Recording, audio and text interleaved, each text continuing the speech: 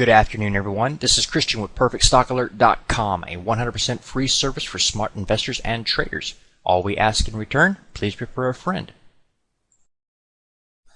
Today we're going to be discussing Bollinger Bands. This is probably one of the most popular overlays that people use all the time. In this particular scenario, I have it overlaid on my candlestick charts. I always use candlestick charts. However, Bollinger Bands are calculated based on the closing price of each period. Therefore, a person could use a line chart and still read it just fine. Bollinger Bands were developed by John Bollinger, named after him. Bollinger Bands are volatility bands placed above and below a simple moving average. And Bollinger Bands consist of a middle band with the two outer bands above it and below it. Let me draw that out for you. This is the middle band, also the simple moving average. This is usually set at 20 periods, as it is here by default. Simple moving average is used because the simple moving average is also used in the standard deviation formula. Look back period for the standard deviation is the same as the simple moving average. So if you were to go change this look back period from the SMA, instead of being 20 period, but you were to make it 50, it would automatically adjust your outer lines as well. The outer bands are usually set 2 standard deviations above and below the middle band, at least in default. Bollinger recommends making small incremental adjustments to the standard deviation multiplier if you were going to change it for an individual security or a set trading style or a time frame, and that would be this number here. This is actually a 2.0, okay? That's basically recommended for the simple moving average of 20-day. However, if you were to change it to a 10-day period, then it would be 1.9 is what he recommends. It's just, minute changes in that situation. Longer term traders who wanted to use a 50 periods SMA or simple moving average, he recommends a 2.1 as opposed to a 2.0. Okay, you can just kind of tweak it yourself how you like it, but use small changes. A couple items you need to know before you get into how to use it for actually finding signals. You want to know as much as you can about what the Bollinger Band is just reflecting to you from the moment you look at it. Whenever you have a situation where your simple moving average is pointing down, you're looking at a downtrend. That's what that's telling you. When it's pointing up, it's telling you you're looking at an uptrend. That makes sense. And when it's exactly flat, then you know you're in a sideways moving market or something is changing. So whenever you're in a situation where you've got an uptrend going on and then you go flat, you know that that uptrend is now in question. Okay, and if you're looking at a situation where you're in a downtrend, all of a sudden she starts to go flat on you, then you know you're looking at a change of direction. That direction could continue as the previous direction, but you know at that moment that something's up, something's about to change, and that's what analyzing volatility will do for you. Is typically you have two constants in the market. You have periods of expansion and periods of contracting. So you have a move that was going to the downside back here, tightened up, then advanced to the upside, tightened up, then advanced to the downside, then it tightens up, takes it a bit here, and then it does something else. It should be noted before we get into the signals that most people recommend you use multiple indicators as opposed to just looking at the Bollinger Band and determining, you see a buy signal, you see a sell signal, something like that. And they recommend you use multiples, and I would agree with that. In this situation here, I'm going to be showing you what they call an M top. It looks a lot like a double top, but it allows you to spot it by having your Bollinger Bands in place.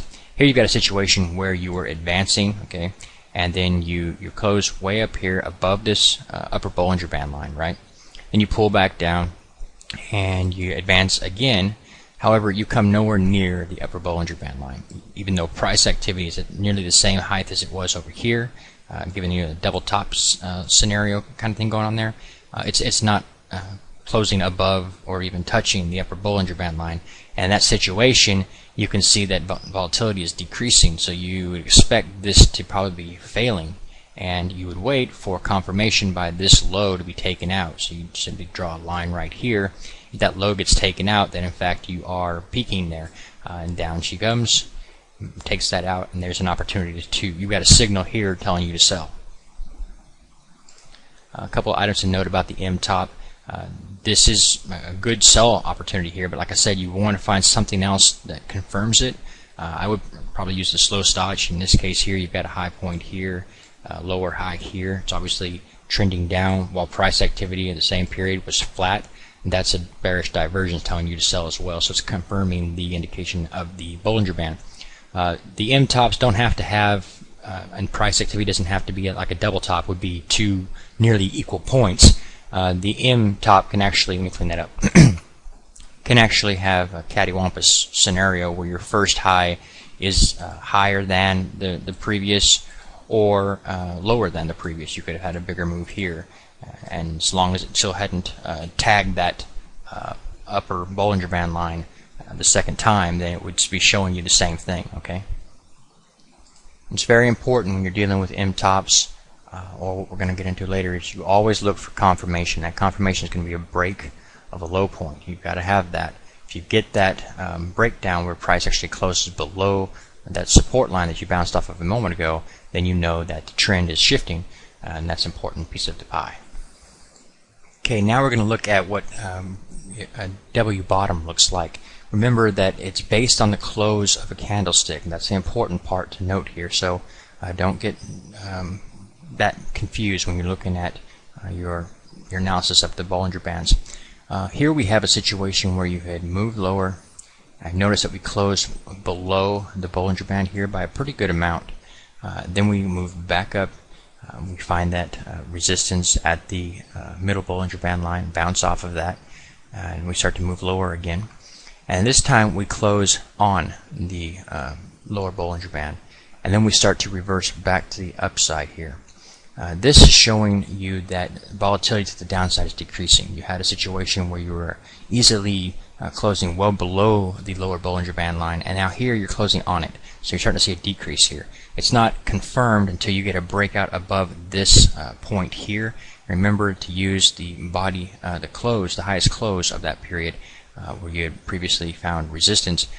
And then when you get a breakout above that point, you did here, that's your buy signal. Now again, you want to use other indicators to confirm it. I would use the slow stotch. You notice here, you've got a low point here and a higher low here, showing an uptrend right there. And the corresponding low points of price activity here and here are actually trending down, showing a downtrend. That's a bullish divergence, and it's also calling for a move to the upside. A breakout of a W bottom, like I've just drawn out there for you, is typically the start of a major move to the upside, and that's an important piece of the puzzle. And make sure you get the breakout before you can say that it's confirmed. Another method a lot of traders will use, and it's not necessarily recommended, it wasn't actually the purpose in design of the Bollinger Band line, but it's what a lot of people do, and most people will start with, and that's they fade the market. Whenever you've got a situation that's moving sideways, they'll sit there and watch for an opportunity where price touches the lower Bollinger Band line. They'll look for that as a buy opportunity and a sell opportunity the next time you get to the upper Bollinger Band line, then short at the top and expect it to cover next time it touches down here. That's a method you could use as long as you're moving sideways and you've got some volatility in there to actually trade it. Then that would make sense and something you can use. But I keep a tight stop on that, because in situation when the situation changes, you're only going to trade flat for so long before somebody's going to break out to the upside or to the downside. Sooner or later that's going to happen. At the point that happens, you're going to start to see that price activity can come up there and stay elevated at that upper Bollinger Band line and start to walk the bands, just continue to advance that way. Whenever you get a really, really strong uptrend, you're going to see that price activity won't actually fall below the middle Bollinger Band line. So if you're seeing these tags thinking, hey, I'm going to sell here and it's going to come down here and touch this point, it depends on the trend that you're in. Again, just to reiterate, to get a quick little glance at the trend, just simply look at the actual simple moving average, the 20-day moving average there. If she's flat, well then you're flat. You're moving sideways. If she's trending up, she's pointing up, then you're looking at an uptrend, the start of an uptrend. If she's pointing down, then you're looking at a downtrend, that kind of thing. All right.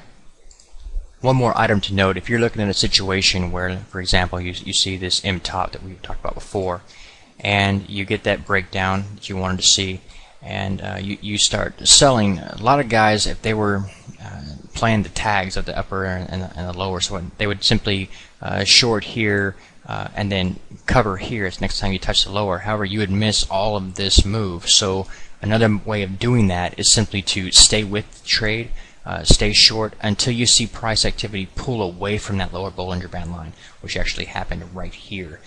Before that happened, it just kept hugging it, staying with it. But when price activity at the close could actually get off of it, then you would start to look at, okay, we're starting to get some volatility shifting and changing the direction of the trend. So that would be an opportunity to then exit. It would get you out with a lot more profits as opposed to just as soon as you tag the lower, you're gone.